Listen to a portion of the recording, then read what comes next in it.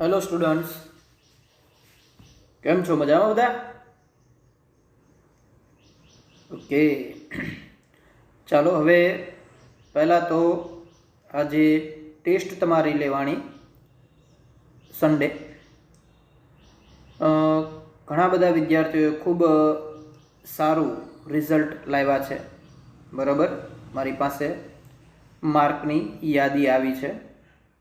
હવે ખાસ કરીને એ વિદ્યાર્થીઓને મારે થોડી સૂચના આપવાની છે કે જેઓ 15થી નીચે માર્ક લાવ્યા છે, 15 ડાઉન છે. તો હવે તમારે જે માર્ક ઓછા આવે છે એનું રીઝન શું છે? રીઝન શું છે?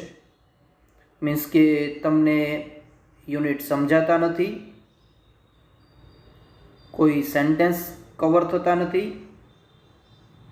કે પ્રિપેરેશન થતી નથી, એ કઈ બાબત છે? કારણ કે તમારી સાથે જ જે વિદ્યાર્થીઓ છે એમાં ઘણા બધા વિદ્યાર્થીઓ 20+ લાવ્યા છે, નોટ 15+, પણ 20+ લાવ્યા છે. તો એ લોકો જે રીતના અત્યારે અભ્યાસ કરી રહ્યા છે એ જ રીતના તમે પણ અભ્યાસ કરી રહ્યા છો. તો પછી આપણે માર્ક કેમ ઓછા આવતા હશે? આપણી તૈયારી ઓછી છે, આપણો ઇન્ટરેસ્ટ ઓછો છે. જો આવું કાંઈ છે તો બી પોઝિટિવ, કે પહેલી બાબત એ છે કે કામ તો કરવું જ પડશે, ટેસ્ટ આપવી જ પડશે. હવે જો ટેસ્ટ આપવી જ પડશે તો પછી શા માટે તૈયારી વગર આપવી? આપણે તે એકબીજા સાથે કોમ્પિટિશનમાં છીએ, અને કોમ્પિટિશનમાં ત્યાં છીએ મિત્રો, ખાલી સ્કૂલ પૂરતા નથી આપણે, કે ક્લાસ પૂરતા નથી, પરંતુ આપણી કોમ્પિટિશન ઓલ ઓવર ગુજરાતમાં છે, આખા સ્ટેટમાં છે, બરાબર. તો આપણી પહેલી બાબત એ હોવી જોઈએ કે પહેલાં ક્લાસ જે છે એ ક્લાસમાં રેન્કમાં આવીએ. ક્લાસ જે છે એ ક્લાસમાં હાઈએસ્ટ માર્ક જે છે એની આસપાસ આવીએ, અથવા તો આપણે હાઈએસ્ટ માર્ક લાવીએ. તો પહેલું આપણું સોપાન એ હોવું જોઈએ, પહેલું સ્ટેજ આપણું એ છે, પહેલું લેવલ આપણું એ છે કે પહેલાં લેવલમાં આપણે આપણા ક્લાસમાં જે ઓવરઓલ રિઝલ્ટ છે ત્યાં સુધી તો પહોંચીએ. કારણ કે નહીંતર પછી ફાઇનલ રિઝલ્ટ જે છે એ આપણને હેરાન કરશે. અને એક બાબત આપણી સામે છે કે રિઝલ્ટ છે એ રિઝલ્ટ જ અત્યારની આપણી વેલ્યુ છે. આપણે સ્ટાન્ડર્ડ 10માં તમે બધા એન્ટર થઈ ગયા છો. આપણે રૂબરૂ પ્રત્યક્ષ અભ્યાસ કર્યો નથી, બરાબર. માત્ર આપણે ઇનડાયરેક્ટલી વિડીયો દ્વારા બધો અભ્યાસ કરી રહ્યા છીએ. પણ ટેવ તમારે પાડવાની છે કે આ જે વિડીયો લેક્ચર છે એ તમે વ્યવસ્થિત સમજો છો, એની તૈયારી કરો છો. અને એની તૈયારી માટે એક નાની એવી હિન્ટ તમને આપું કે દરરોજના આપણે 2-4 લેક્ચર આવે છે, તો એ 2-4 લેક્ચર જે છે જે તે સબ્જેક્ટ વાઇઝ એની માટે તૈયારી કઈ રીતના કરવી. આપણે કોઈ જાતનું હાર્ડવર્ક એમાં કરવાનું નથી. સાવ સામાન્ય બાબત એ છે કે એક લેક્ચર પૂરો થયો એટલે જે કાંઈ લેક્ચર સેશન પૂરી થાય પછી એ સબ્જેક્ટમાંથી જે યુનિટ, જે ચેપ્ટર કે જે ટોપિક ચાલ્યો છે એને વન્સ ઓર ટ્વાઇસ રીડ કરવાનું છે.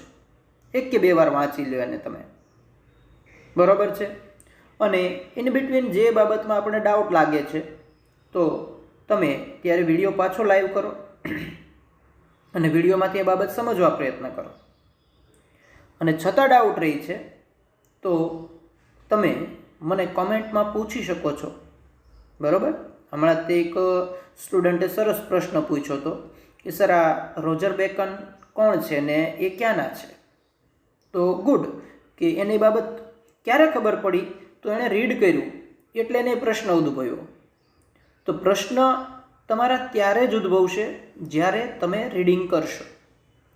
જો માત્ર ને માત્ર તમારી સામે અડધી કલાકનો લેક્ચર છે એ જોઈને તમે એમ સમજી જતા હો કે અહીંયા આપણે આ કામ પૂરું, તો એ તમારા તરફથી પૂરું નથી થતું.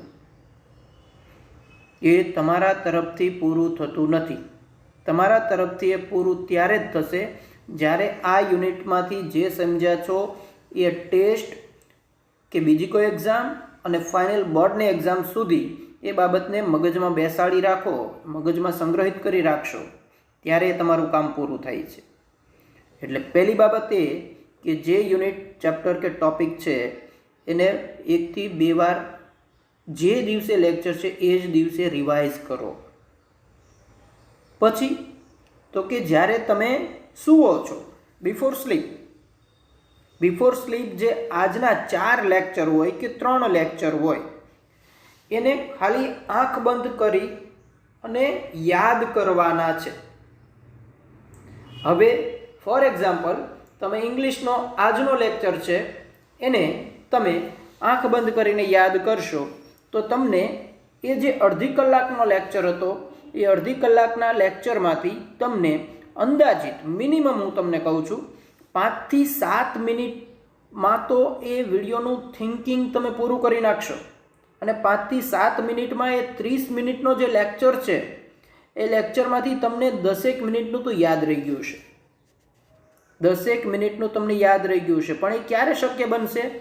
તો એકવાર જ્યારે લેક્ચર આપણે ધ્યાનથી સાંભળીએ છીએ ત્યારે 2 વાર એનું રિવિઝન કર્યા પછી, અને પછી બીજી કોઈ હાર્ડવર્ક એમાં કરવાનું હું કહેતો જ નથી કે પછી તમે લખવા માંડો ને 5 વાર લખી નાખો ને 10 વાર લખી નાખો, એવી કોઈ સૂચના નથી. 2 થી 3 વાર તમે રીડ કર્યું છે, ઓકે, સૂતા પહેલાં એ લેક્ચરને યાદ કરો અને એ જે પર્ટિક્યુલર એક લેક્ચરમાંથી જેટલી બાબત આપણને યાદ રહી ગઈ, એટલી એક સરસ મજાની બુક કે ડાયરી બનાવો, એમાં નોટ ડાઉન કરી નાખો. દાખલા તરીકે યુનિટ નંબર 7 કચ્છ અને દેવિયાની ટાઇટલ આપી દીધું. એના ત્યાં આગળ તમારે લેક્ચરની અંદર માહિતી મળી તો શું મળી? તો કે એમાં આપણે દેવ તો દેવીએ લખી નાખવાનું, અસુર તો અસુર લખી નાખવાનું, શુક્રાચાર્ય તો શુક્રાચાર્ય લખી નાખવાનું. બરાબર? એવી નાના નાના શબ્દો જે છે એ પોઈન્ટ્સ આઉટ એમાંથી કરો, તમે એ નોંધી લો તમે. પછી શું થશે? તો આ રીતના કરવાથી એવું થશે કે જ્યારે ત્યારે ટેસ્ટ છે એ ટેસ્ટ પહેલાં તમારે આખું યુનિટ રીડ નહીં કરવું પડે, અથવા તો એકાદ વાર રીડ કરવું પડે. બાકી જે તમે ડાયરીની અંદર નોટ ડાઉન કરેલું છે એમાં તમે નજર ફેરવશો એટલે આખી સ્ટોરી છે એ કનેક્ટ થયેલી તમને જોવા મળશે. ઉપરાંત લેક્ચર દરમિયાન તમને ટ્રુ ફોલ્સ માટે કે વોક્યુબ્લરી માટે નિયરેસ્ટ મિનિંગ તમને સજેસ્ટ કર્યો છે, તો એ શબ્દને પણ તમે નોટ ડાઉન કરેલો હશે, જેથી કરી જ્યારે ત્યારે તમારી સામે ટેસ્ટ પેપર હશે ત્યારે એ બધા પ્રશ્નો ક્લિયર હશે. ઇંગ્લિશમાં થાય છે શું? તો ઇંગ્લિશમાં પહેલો પ્રશ્ન એ બને છે કે આપણે પ્રશ્ન જ નથી સમજતા. જે કાંઈ જવાબ કદાચ આપણને આવડતો હશે, જો હું એનું ગુજરાતી કરીને તમને કહું તો તમને એનો જવાબ આવડતો હશે, પણ પહેલી પરિસ્થિતિ આપણી એ છે કે આપણે પ્રશ્ન નથી સમજતા, અને પ્રશ્ન ન સમજીએ તો બટ ઓબ્વિયસ એનો જવાબ ન જ લખી શકીએ. બની શકીએ કે પ્રશ્નમાં જ એનો જવાબ હોય છતાં આપણે લખી શકતા નથી. તો એક બાબત એ થોડી તૈયાર કરો કે પ્રશ્ન સમજો અને એના આધારે જવાબ લખો. આજે સરસ મજાની ટેસ્ટ તમારી હતી, બધા પ્રશ્નો ખૂબ સારા હતા અને 15 માર્ક તો ઇઝીલી તમે કવર કરી શકો એમ જ હતું, છતાં પણ આપણે કેમ ઓછા આવ્યા છે? તો એની માટે પ્લીઝ ડૂ ધીસ વર્ક. બરાબર છે? હું તમને એ રિક્વેસ્ટ કરું છું એઝ અ ટીચર કે તમારે કામ કરવું જ પડશે. બરાબર? હું ઓર્ડર તમને કરી શકું, પણ હાલના લેવલે આઈ રિક્વેસ્ટ યુ, પ્લીઝ આટલું કામ કરો, આ થિયરી એપ્લાય કરો, આનાથી રિઝલ્ટ આવશે. જે તે સબ્જેક્ટમાં, દરેક સબ્જેક્ટમાં રિઝલ્ટ તમારો આવશે. એક બેઝિક મેથડ જે છે એપ્લાય કરો. ઓકે? જો આ રીતના માર્કની ઇમ્પ્રુવમેન્ટ આવશે તો તમને કામ કરવાની મજા આવશે, તમારો જુસ્સો વધશે. કે તમારે 8 માર્ક છે અને 12 માર્ક બીજી ટેસ્ટમાં આવ્યા તો બટ ઓબ્વિયસ તમારી એનર્જી છે એ હાઈ થવાની, તમારો રસ છે એ વધવાનો, અને તમે જે છે એ પ્રિપેરેશનમાં વધારે ધ્યાન દેવાના. તો એનો એકંદરે ફાયદો તમને જ છે. બરાબર? તો એ બાબતને ખાસ ધ્યાનમાં લો. રેડી? ચાલો હવે આજના એ સૂચન પછી હવે હું લેક્ચરમાં તમને લઈ જાઉં છું આગળ. Unit number 7 Kach and Devyani. Last લેક્ચરમાં આપણે યુનિટના 2 પેરેગ્રાફ જોયા અને મેં તમને પ્રસ્તાવિક વાત કરી કે આ યુનિટ જે છે એ મહાભારત આધીન છે. મહાભારતના જે પાત્રો છે એમાંથી અમુક પાત્રો જે છે એ પાત્રો આપણી સામે અહીંયા આવ્યા છે, જેમાં મેં તમને સમજાવ્યું મુજબ એ સમયમાં દેવ અને દાનવ વચ્ચે હંમેશા, દેવ અને અસુર વચ્ચે હંમેશા યુદ્ધો થતા. આ યુદ્ધો જે થતા એમાં બંને તરફે શક્તિશાળી જ હતા. દેવો શક્તિશાળી હતા અને અસુરો પણ શક્તિશાળી હતા. પરંતુ અસુરોને એક મોટો એડવાન્ટેજ, મોટો ફાયદો હતો, બેનિફિટ હતો એક, કે એના તરફ એક ઋષિ હતા જેનું નામ હતું શુક્રાચાર્ય. અને શુક્રાચાર્યની ખાસિયત એ હતી કે એ પોતે સંજીવની મંત્ર, બરાબર છે, એટલે ડેડ પીપલ છે એને રિવાઇવ કરવા માટેની વિદ્યા એની પાસે હતું, સાયન્સ એની પાસે હતું. તો એને કારણે દેવો અને અસુરોના યુદ્ધમાં ઘણીવાર જે અસુર મૃત્યુ પામ્યો છે તો એને શુક્રાચાર્ય જીવંત કરતા. તો આવી પરિસ્થિતિ થતી હોય તો દેવોની હાલત સ્વાભાવિક છે કે મુશ્કેલીમાં મુકાશે.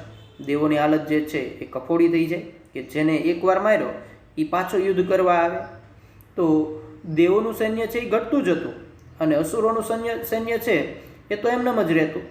તો આ પરિસ્થિતિ નિર્માણ પામી હતી, એને કારણે આ યુનિટની શરૂઆત થાય છે, કચ એન્ડ દેવ્યાની. આ સોલ્યુશન માટે થઈને આ યુનિટની શરૂઆત થઈ છે. ઓકે, તો ચાલો હવે યુનિટમાં આગળ વધીએ. હવે આપણી ટેક્સ્ટ બુકની સ્લાઇડ ઉપર જઈએ. હાર્ડ વર્ડ્સ મેં તમને લાસ્ટ લેક્ચરમાં આપી દીધા છે. આઈ હોપ કે તમે તૈયાર કર્યા હશે. ઓકે, ચાલો યુનિટમાં. ઓકે, ચાલો હવે તમારી સામે રીડ છે કચ એન્ડ દેવ્યાની. હવે એમાં પહેલો paragraph, the Devs and Asurs were always fighting with each other. The Devs were from amongst the gods, the Asurs were demons. The Asurs were powerful, capable of all kind of wickedness. Some of them were great rulers and mighty kings. દેવો અને અસુરો વચ્ચે હંમેશા યુદ્ધો ચાલતા. દેવો જે છે એ ઈશ્વર તરફી હતા, ખુદા તરફી હતા. અસુરો જે છે એ રાક્ષસ કે શૈતાની માયા હતા. The Asurs were powerful, capable of all kind of wickedness. અસુરો જે છે એ શક્તિશાળી હતા અને દરેક પ્રકારની ક્રૂરતાથી એ સક્ષમ હતા, ભરપૂર હતા. Some of them were great rulers and mighty kings. એમાંથી કેટલાક તો મહાન શાસકો, રાજાઓ થઈ ગયા, અને કેટલાક ખૂબ જ અભિમાની કે શક્તિશાળી રાજાઓ તરીકે પણ વર્ત્યું છે. ઓકે, તો કેટલાક મહાન અને શક્તિશાળી રાજાઓ કે શાસકો પણ હતા.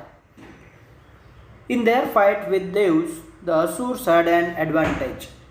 They had on their side a great saint and teacher, Shukracharya, who knew the mantra or magic formula for bringing dead people back to life. હવે આ જે અસુરો જે છે એ લોકોની તરફ એક મહાન સંત હતા કે શિક્ષક હતા કે ઋષિ હતા જેનું નામ શુક્રાચાર્ય હતું. વુ ન્યુ કે જે જાણતા, મંત્ર કે એવી magic formula for bringing dead people back to life, કે જે મરેલા લોકોને પાછા લાવી શકતા, જીવિત કરી શકતા. He restored the life many Asurs who were killed in the battles against the Devs. એણે ઘણા બધા એવા અસુરોને પાછા જીવતા કરેલા કે જે યુદ્ધમાં મૃત્યુ પામ્યા હોય અને એને પાછા જીવિત કરી શકતા. ઓકે, હવે અહીંયા આગળ 2 સેન્ટેન્સ તમારે ધ્યાનમાં લેવાના છે, એને નોટ ડાઉન કરવાના છે. પહેલી બાબત, શુક્રાચાર્ય વુ, ત્રીજી લાઇનમાં જે સેન્ટેન્સ છે, they had on their side a great saint and teacher. Shukracharya who, who જે લખ્યું છે એ વુ નીચે અંડરલાઇન કરવાની છે આપણે. પછી એવી જ રીતના આગળ જશો એટલે હી restored to life many Asurs વુ, બરાબર. તો એ બંને જગ્યાએ વુ શબ્દ જે આવ્યો છે એની નીચે અંડરલાઇન કરવો. અહીંયા વુનો મતલબ કોણ નહીં થાય પણ કે જે. વુ એટલે કે જે એ અર્થમાં થશે અને એ આપણે લેંગ્વેજ ફંક્શન જે આવે છે એનો એક પાર્ટ છે. જે ટોપિક આપણે ચર્ચા કરશું ત્યારે તો સમજાવી શકતે, પણ અત્યારે બાબતને ધ્યાનમાં રાખીએ જેથી કરી ત્યારે આપણને સમજવું સરળ લાગે. વુ ન્યૂ વુ વેર કિલ્ડ, આ રીતના વુનો ઉપયોગ થયો છે. તો એ વુની નીચે અંડરલાઇન કરી કે જે એવો એનો અર્થ લખવાનો છે. અને શોવિંગ પર્સન એટલે વ્યક્તિવાચક શબ્દ છે આ. ઓકે, તો એ બાબત સહેજ નોટ ડાઉન કરી લો. હવે આપણે આગળ વધીએ.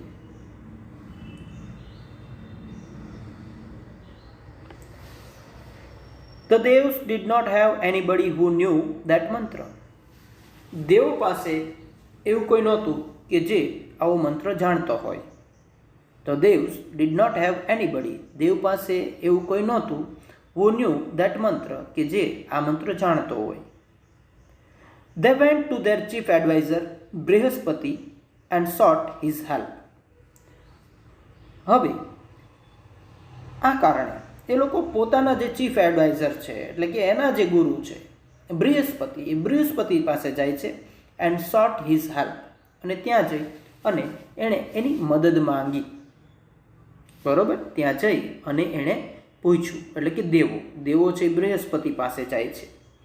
બટ બૃહસ્પતિ સેડ, પરંતુ બૃહસ્પતિએ કીધું, I do not know the science of giving life to the dead.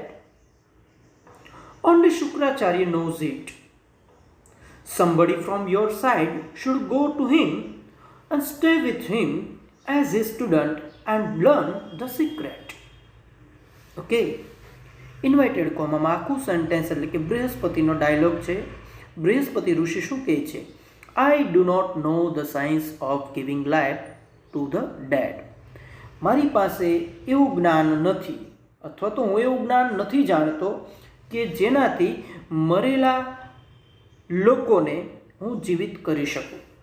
મરેલાને હું જીવિત કરી શકું એવું જ્ઞાન મારી પાસે નથી.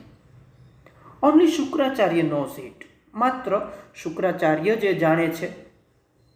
Somebody from your side should go to him. તમારામાંથી સમબડી ફ્રોમ યોર સાઇડ, તમારામાંથી કોઈક એની પાસે જાય. એન્ડ સ્ટે વિથ હિમ, અને એની પાસે રોકાય. એઝ હિઝ સ્ટુડન્ટ, એના વિદ્યાર્થી તરીકે. એન્ડ લર્ન ધ સિક્રેટ, અને આ જે રહસ્ય છે એ શીખીને આવે. તો શુક્રાચાર્ય ત્યાં સલાહ આપે છે. શું કહે છે કે મારી પાસે તો વિદ્યા નથી, પરંતુ શુક્રાચાર્ય એક જ આ જાણે છે, માટે તમારામાંથી કોઈ એની પાસે જાઓ, એનો વિદ્યાર્થી બનીને એની પાસે રોકાવો, અને એ જે રહસ્ય છે એ જાણીને લાવો, એ શીખીને લાવો. ઓકે, તો બૃહસ્પતિની એડવાઇસ એ છે કે આ જો મંત્ર જોઈએ છે, આ જો જ્ઞાન જોઈએ છે, તો તમારે શુક્રાચાર્ય પાસે જ જવું પડશે.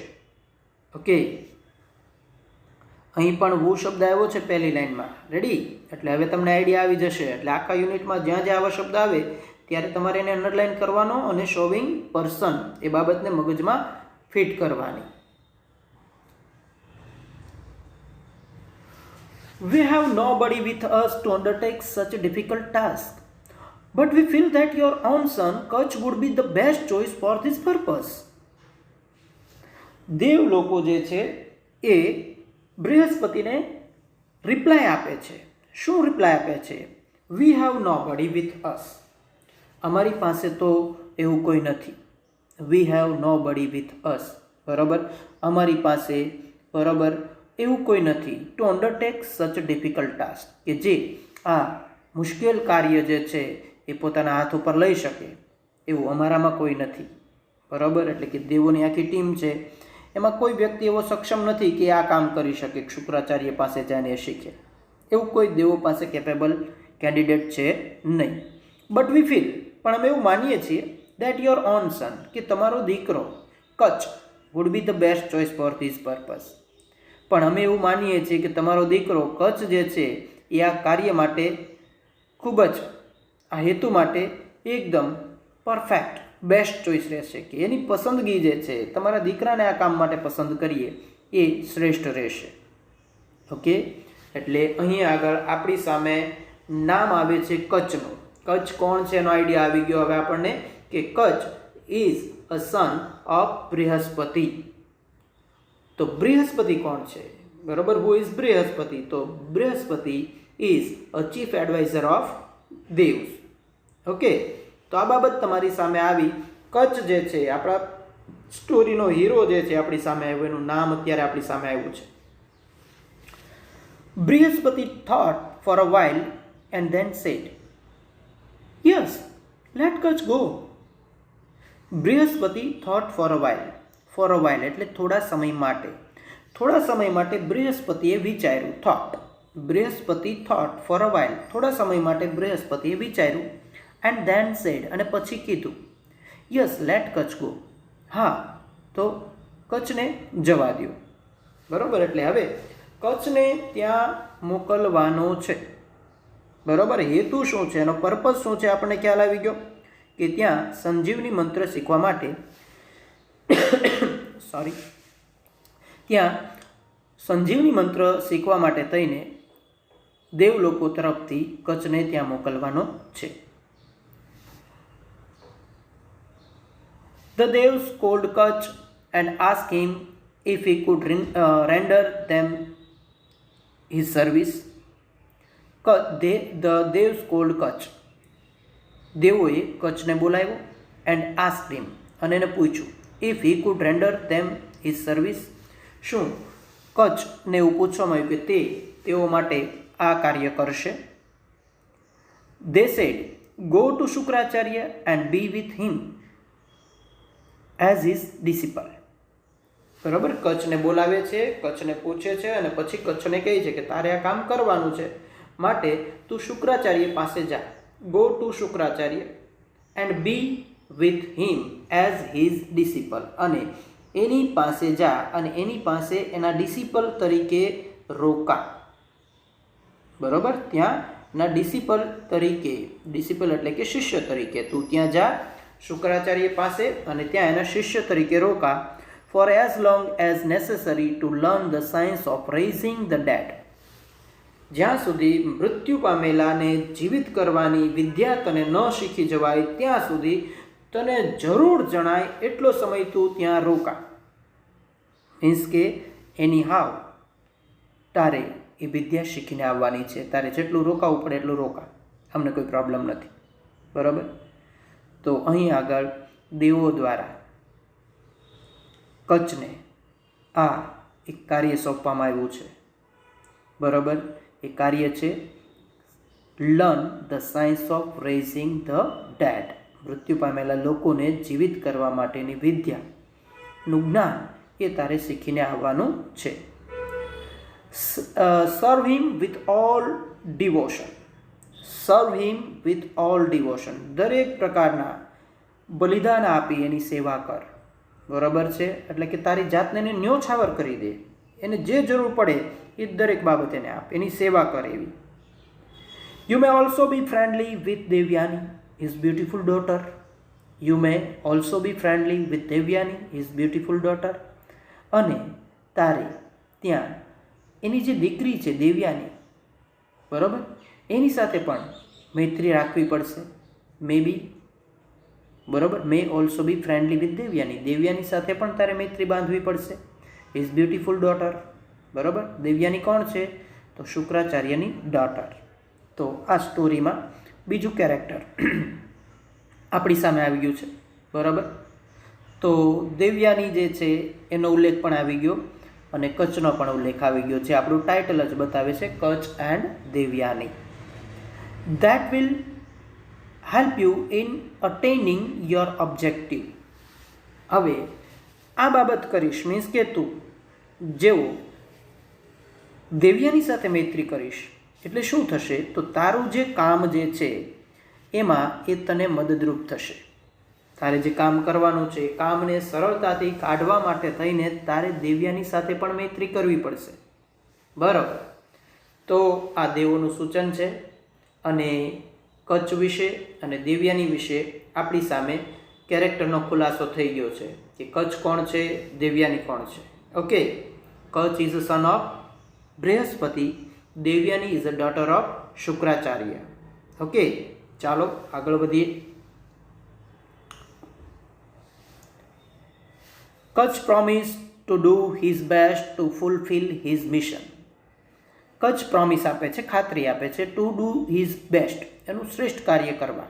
એ ખાતરી આપે છે ટુ ફૂલફિલ હિઝ મિશન, એનો જે ત્યાં જવાનો ગોલ છે, એમ જે છે એ સિદ્ધ કરવા માટે, એ પરિપૂર્ણ કરવા માટે, એમાં સફળ થવા માટે કચ્છ જે છે એ દેવોને ખાતરી આપે છે કે હું જાઉં અને કામ કરીને જ આવીશ.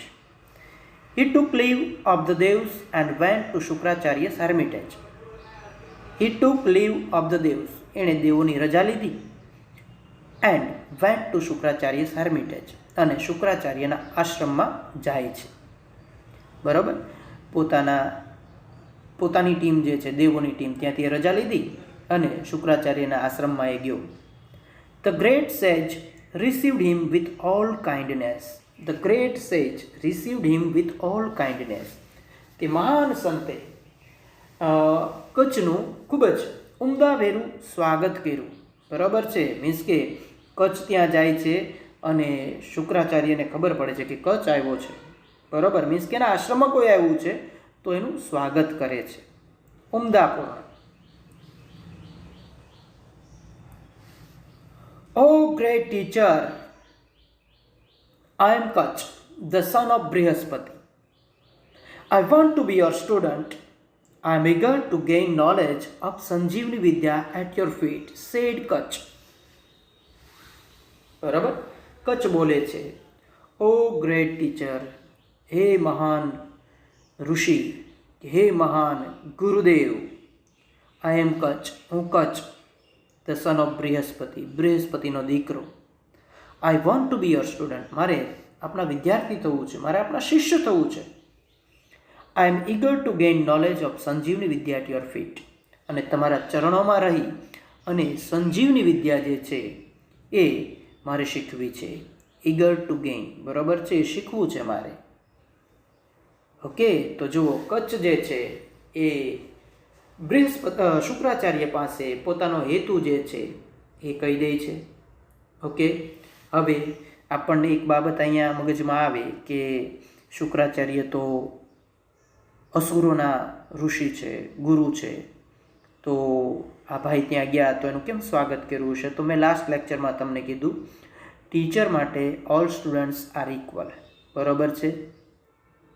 Why? They are from different school, different classes, different class. There is no difference for teacher. બરાબર, એટલે એ ઋષિ છે, એ ઋષિ પાસે કોઈ જાતનો એ ડિફરન્સ છે નહીં. રેડી? આટલું ક્લિયર થાય છે? તો ચાલો હવે પછીનું વર્ક આ યુનિટનું જે છે એને આપણે નેક્સ્ટ લેક્ચરમાં જોઈશું કે હવે બૃહસ્પતિનો સન શુક્રાચાર્ય પાસે જાય છે તો શુક્રાચાર્યનો શું રિસ્પોન્સ છે, શું રિપ્લાય છે, એ દરેક બાબત જે છે એ સ્ટોરીને આપણે નેક્સ્ટ લેક્ચરમાં કવર કરીશું. ઓકે, અહીં સુધીનું યુનિટ આઈ થિંક તમને આઈડિયા આવી ગયો છે. ખાસ કરીને કેરેક્ટર વિશે ધ્યાનમાં રાખવાનું છે. બરાબર, અને બીજી બાબત, શોર્ટ નોટનું આ પ્રી કન્સ્ટ્રક્શન શરૂ થઈ ગયું છે તમારું કે કચ્છ શા માટે જાય છે. તો એવો પહેલો પોઈન્ટ છે, why did Kach went to hermitage of Shukracharya. તો ત્યાં આગળ પહેલો જ પ્રશ્ન શોર્ટ નોટનો આવો છે તો આપણી પાસે એનું કન્સ્ટ્રક્શન તૈયાર થઈ ગયું છે. બરાબર, એવી જ રીતના હુ વોઝ દેવયાની, તો એનું કન્સ્ટ્રક્શન આપણી પાસે તૈયાર છે. હુ વોઝ કચ્છ, તો એનું પણ કન્સ્ટ્રક્શન આપણે થઈ ગયું છે. રેડી? તો આ બધી બાબતને મગજમાં રાખશું, આ સેન્ટેન્સને મગજમાં રાખશું, અને લેક્ચરની શરૂઆતમાં જે સજેશન કર્યું છે, એક રિક્વેસ્ટ કરી છે, એને પ્લીઝ આજથી ફોલો કરજો. બરાબર, લાસ્ટ લેક્ચરમાં તમને એક મેં કોમ્પિટિટિવનો લેક્ચર આપ્યો. બરાબર, એ શા માટે આપ્યો? તો એનું રીઝન એક એ છે કે જે ગ્રામર આપણે અત્યારે ભણીએ છીએ ને એ ગ્રામર જ કોમ્પિટિટિવમાં પાછું રિપીટ થશે. તો આપણે ઇન ફ્યુચર જ્યારે કોમ્પિટિટિવની તૈયારી કરીએ છીએ તો ત્યારે આપણે કોઈ નવું શીખવા જવાની જરૂર નથી જો અત્યારથી બધું શીખેલા હશો તો. બરાબર, દેટ્સ વાય તમને લાસ્ટ લેક્ચરમાં એક કોમ્પિટિટિવ બેઝ જે મારા વિડીયો છે એ એક આપ્યો છે. ઓકે ફ્રેન્ડ્સ, તો એને ધ્યાનથી જોજો, અને આવું જ બધું જે આપણે ગ્રામર ભણીએ છીએ એ જ આગળ આવે છે, વધારે વિશેષ કશું હોતું નથી. તો અત્યારથી વેલ પ્રિપેર હશે તો ત્યારે એની ઝાઝી તૈયારી કરવી પડશે નહીં. ઓકે, ચાલો મળીએ નેક્સ્ટ લેક્ચરમાં. Good bye.